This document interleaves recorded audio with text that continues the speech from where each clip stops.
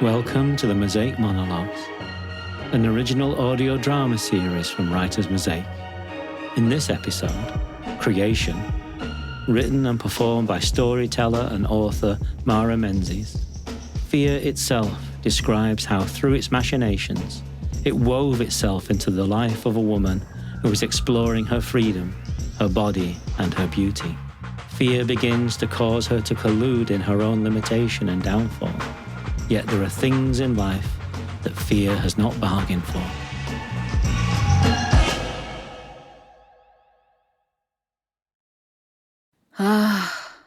I wish you could have seen it.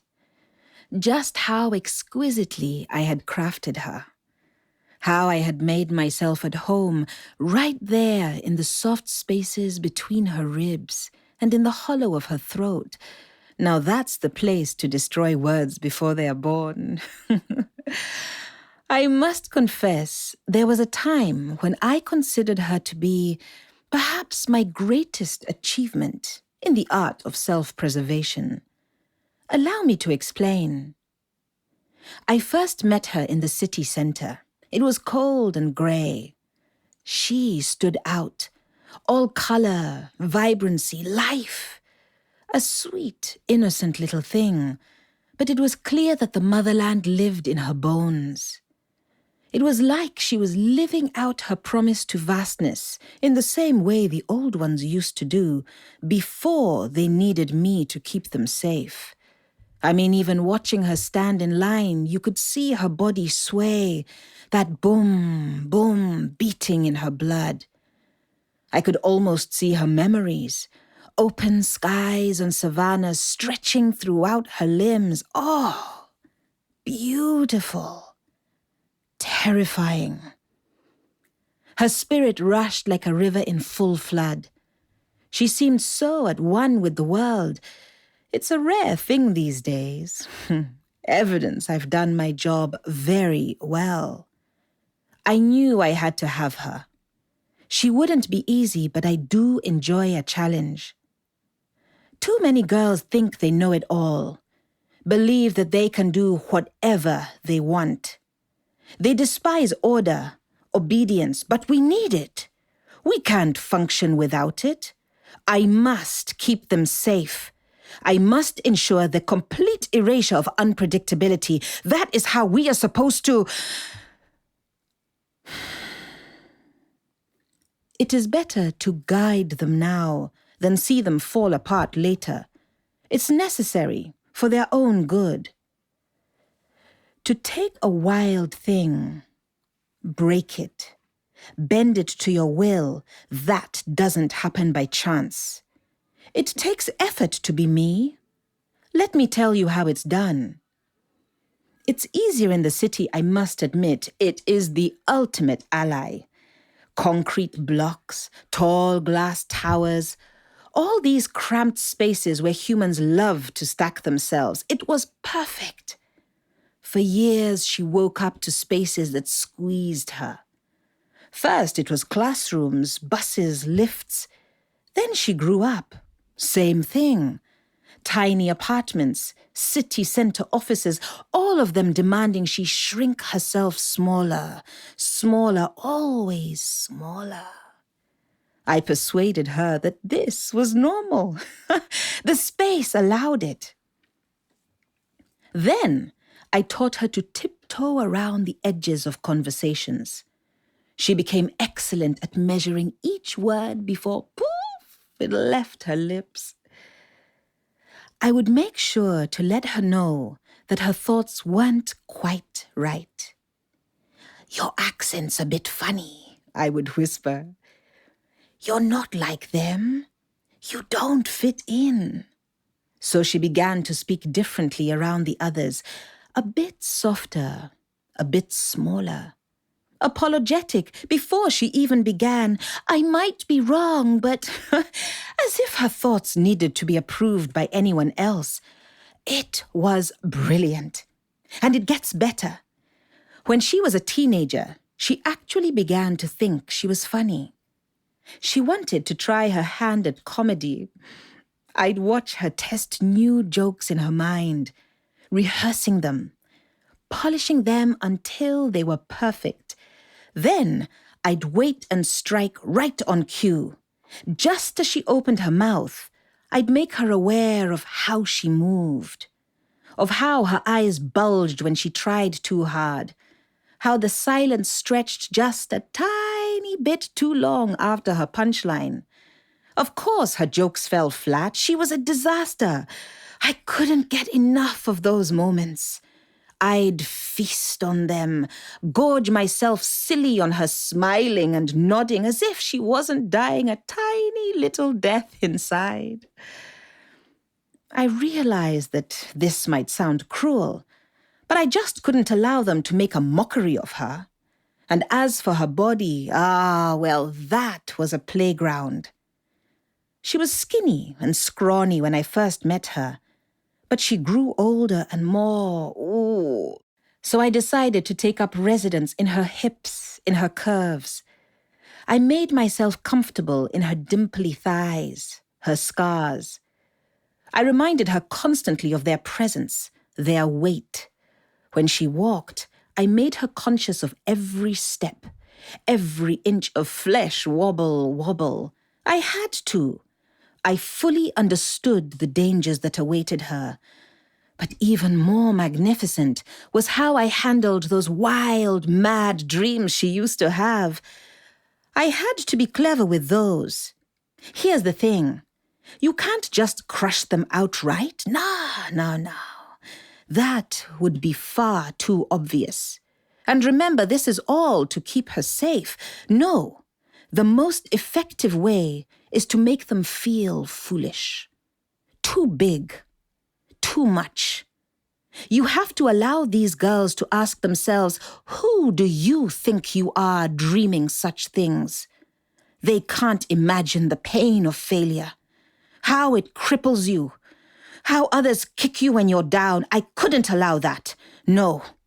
I had to show her all the ways she fell short, why her dreams belonged to other people, better people, more deserving people, certainly those who don't have me all cuddled up in their chests. Another important thing was to control her desires, to convince her that wanting was dangerous. It makes you weak, I would say.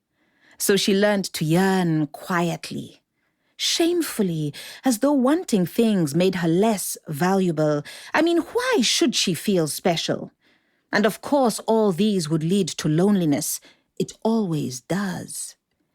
It got to the point where she could be surrounded by hundreds of people, some that she actually loved. Yet still she felt utterly alone because I had convinced her that she was just a bit much. Too weird, too this, too that. She would play out this lovely, accommodating, far less interesting version of herself, and then she'd sit at home alone crying, "Nobody sees me." But I did.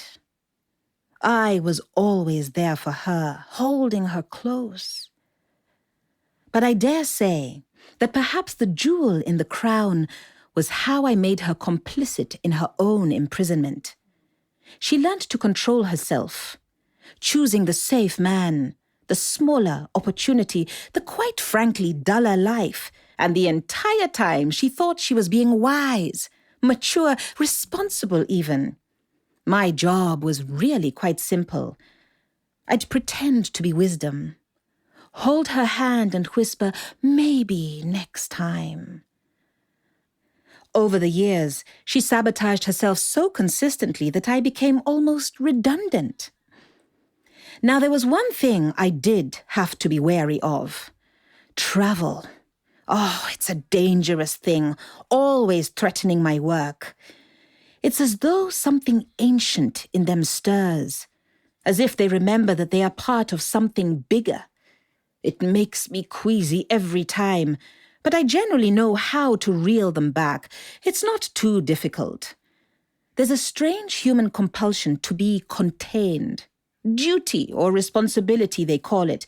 And once you pull at those little threads, it works wonders, especially if they have family. I would remind her, you can't simply wander. What about your house, your job, bills? What about the life you need to maintain? And so she would always return to those tiny places where I could watch over her. Oh, it was going so well until that morning. She woke up, breathing hard, said her chest was tight and that she couldn't swallow. Who knows? Perhaps I had gone too far. Claimed so much that she began to suffocate under my weight. That has happened before.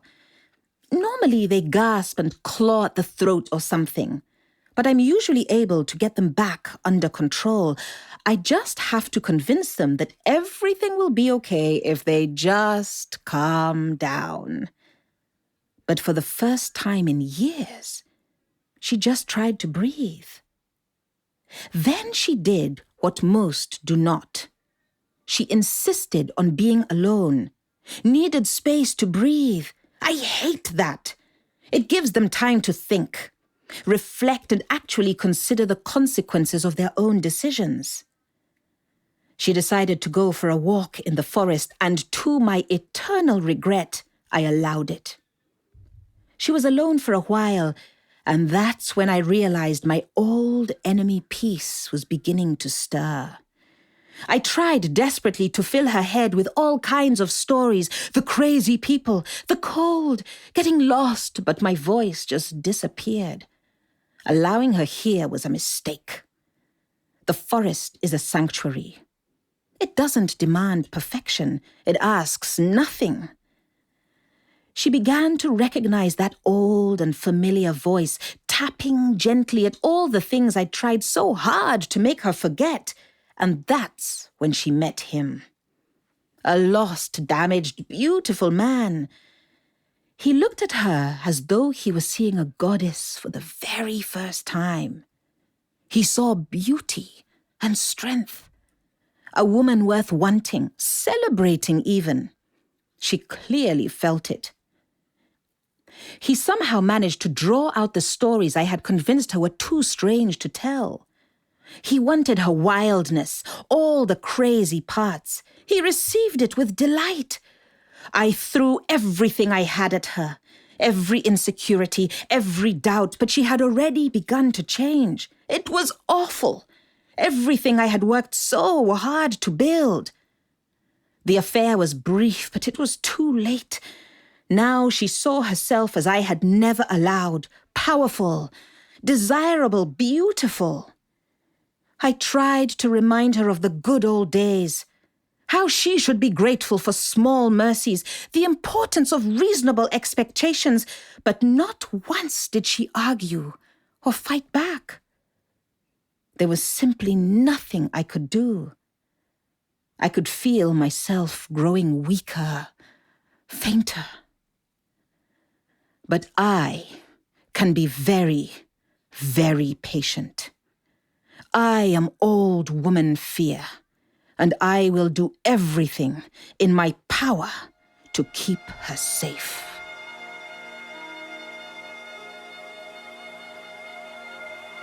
You've been listening to Creation, which was written and performed by Mara Menzies.